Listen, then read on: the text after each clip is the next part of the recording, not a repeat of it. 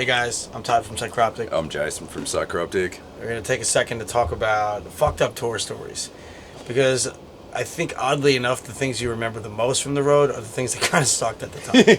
But they're always funny to look back on. They're always funny to look back on. So, you mentioned run-ins with fans. I remember one time Dan Gargiulo from Revocation, he signed a guy's tits one time. Big fat dude. That was the first thing that I thought of.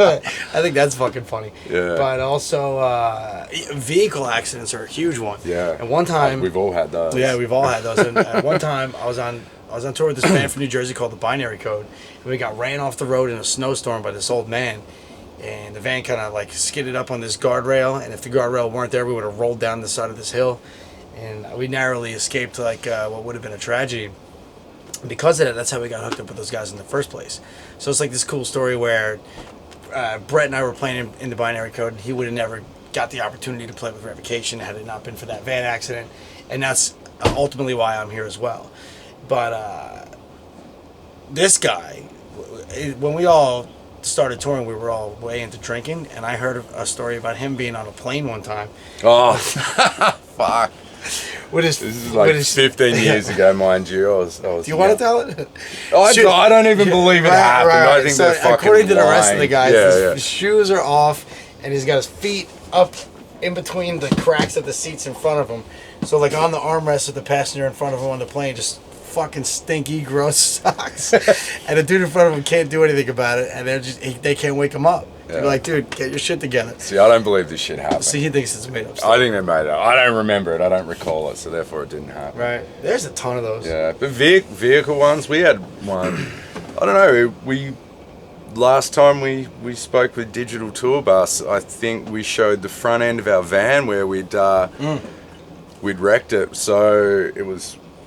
It was in the first week of the US tour. We had Jason Kaiser from Origin was actually driving us on that tour. Yeah, so we're coming out of Denver, and we had this giant big fucking deer come out in front of us, and you know, Jason's driving. We had big van, huge box trailer full of gear, so we weighed a fucking ton. There was no pulling that rig up quick, and this giant big deer come out in front of us, and there was no pulling the rig up, and all we could do was try to slow down as much as we could, and we plowed the deer. And plowed the deer. Yeah. And we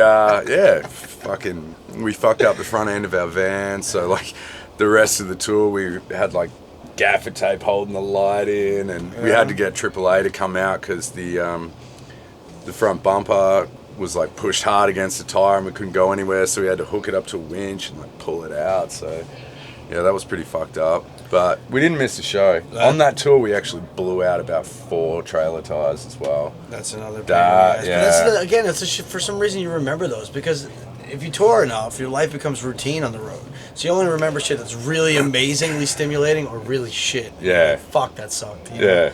One time we were on a tour bus in Europe. Pep set that one out, but it was like the fall of 2017, and the fire escapes on the bus. I heard about that. Were like the roof windows of the bus. You could crack them open without actually opening them, just for ventilation, and they were both in the up position. And this driver went underneath a bridge somewhere in Spain that was so tight to the ceiling of the bus itself that just those extra few inches smashed the fucking windows out of the bus, like one after the other, as they drove into the tunnel. So I'm in my bunk, and there's just glass spraying all over the place, and you're like, what the fuck was that? It's just the most catch you off guard thing that you wouldn't expect.